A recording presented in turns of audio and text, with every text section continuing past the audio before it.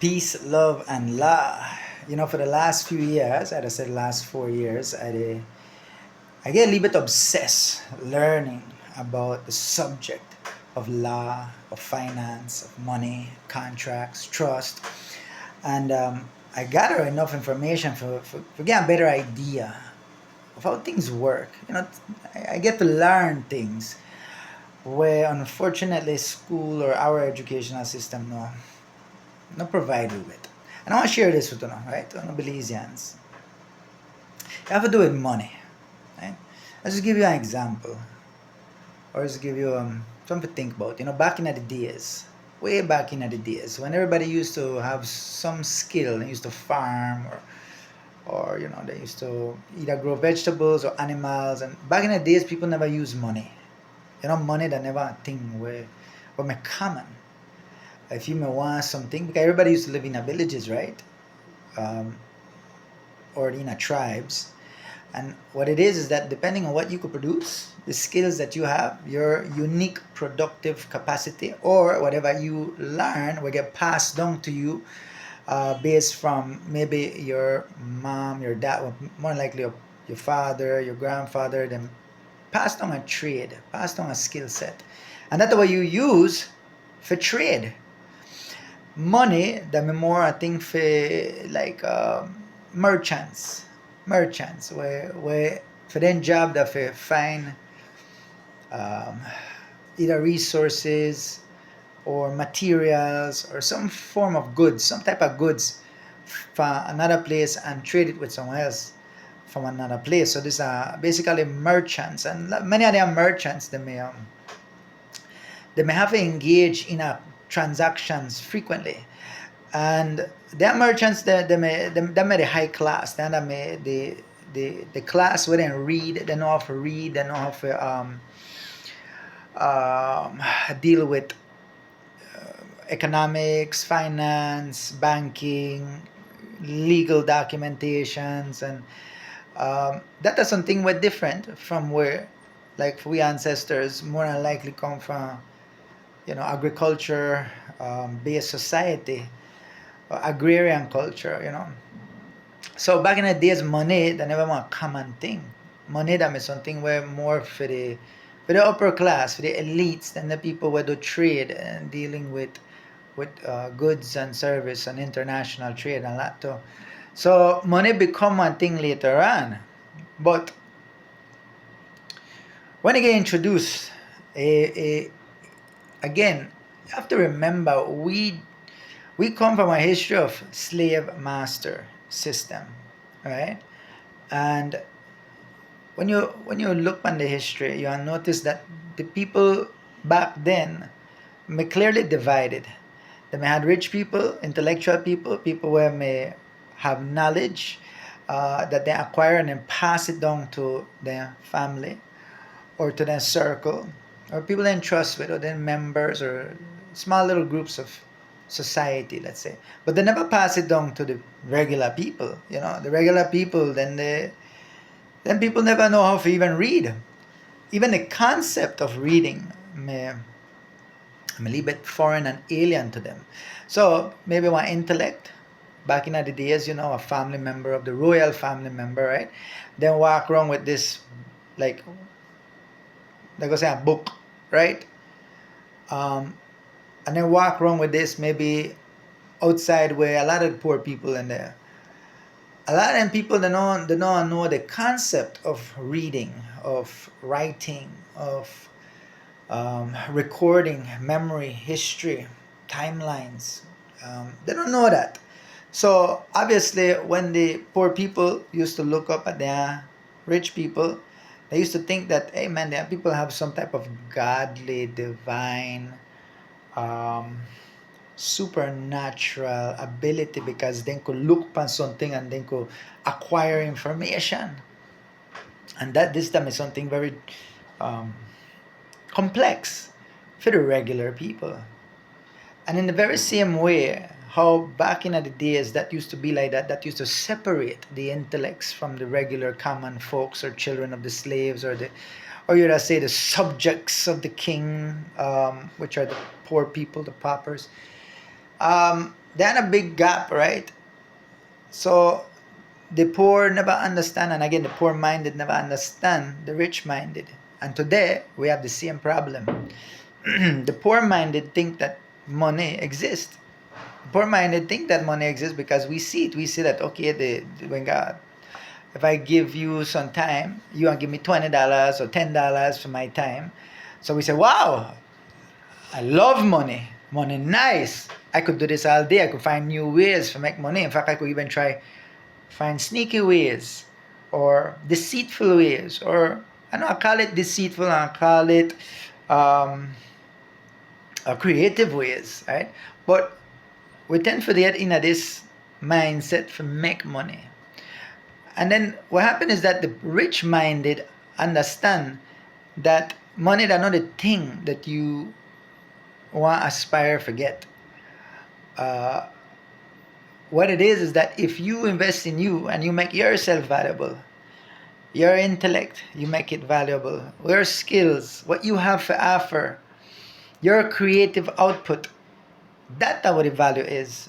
That you could trade it with anything you want, including money.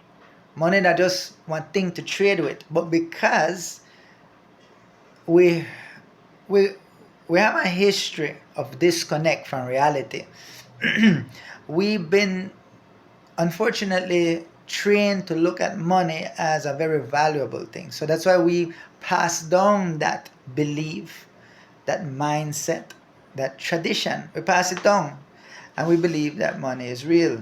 And you say, fuck, I don't understand what you mean, because I have money, I see it right there. How you know I'm real? And you pull out one of this, right?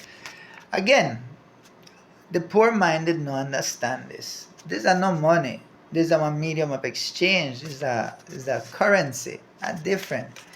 Now, it fall into a category of money within the governmental structure, which is its own society. But that's a closed society. Uh, when you use this, or when we use this is our promise to pay. That like if you tell you have some vegetables and fruits, and I would want some vegetables fruit, and I say I can get like 6 pounds of vegetables and 10 pounds of fruits, and I want to give you a piece of paper where I want to write down I promise to pay you. That are no payment. That can be payment. How a payment can be promise, and there's a promise, but this is a promise from the government. If you take this, that the government have to give you something. What? They give you number 5 of credits. And I only give you credits. Now back in the days, this used to represent money, because you could go carry this to the government or the treasury, and then give you the value of gold or silver that this represent. I say that gold and silver are money where you could exchange, because then there are one different type of currency, only that have some actual substance and intrinsic value. It have value to it, because you take it anywhere in the world and you could trade it. You can't take this anywhere in the world. A lot of countries not even know what it is. This look like pesos, not even look like Belize dollars. So this the no real money. This is our currency, which is limited to a small circle in the whole world. One small circle as society. This is no money. This is currency. This is fiat, and this no represent nothing. This have no backing. And interestingly enough, because we use this type of system right there, where this no have no value, we don't have no real substance to back this up with government. So we have to create this on demand. We manufacture this, and we bring money or currency into existence every day, because whenever you give a promise to pay and it get accepted, what happens is that you get credit. And credit, basically, you to get something in advance in exchange for your word, where you say you want to give them. So let's say you promise to pay them, and then you give them this. This is another promise. But because of this being part of a small circle, in our societal circle, this represents a legal discharge, meaning that the person who accept this, he could accept it and trust that the government want pay this out in a credits as well. So you could give somebody credit and you can get the credit right back. You give the credit, no problem, but you can get it back.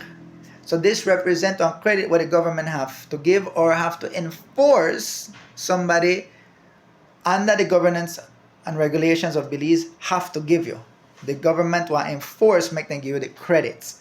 So that's why this promissory note, it deal with credits. It don't have no backing. And another interesting thing is that whenever we sign one promise to pay, like let's say you go get a loan, and you give them that and they accept it, that is the same thing as this. You give them your promise, this is our government promise. Two promises. Which promise holds a higher weight? Which promise is more valuable? Now I know you'd have said, well, obviously the government, because the government have everything. The government rich. Oh, don't forget that the government have everything you have because they get it from we. We convey the rights to the title of all the land. We convey all our freedoms to one body called government, so that when the body get it, he acquires that freedom, and now he could claim for being a sovereign. He could claim for being a sovereign with the rights of the land or the territories, and he could claim that they have freedom for do business, freedom for make decisions, financial decisions, economic decisions, right? For its subjects. Now we give government that right. In exchange for make government use that for our benefit. Now, what that mean? It means that if government acquires some funds and he make BEL and WASA and he own that, the only reason government own that is because of we. And therefore, if we get one bill from BEL, that bill right there, it create new this, because this gets created on demand. That bill, as soon as them print out that bill, that get accounted for in their accounting records, in their ledger. And what then they get in the ledger, that credits. So the promise to pay them every month, done they give them credits. But it create new this. So because of that, the contract what we have with BEL represents new money being created on demand every month. And because of that, we could then carry that bill, that's how it's supposed to be, and give it back to the government and say, hey, this bill right here create new credits, and I assign it to you for make you trust you as trustee for make you discharges and make you use the dollar bills where that bill represents, and use it for deal with that, use it for pay that bill, for discharge that bill, then for settle that bill. And I know a lot of one of us says, I mean, I don't know where this man they talk about, he gone off, he did it too far. Again, like I tell you, that just like back in the days, when the poor people used to sit there, rich royal people, they look upon their things right there and they don't understand what they're reading. They don't have the concept of reading.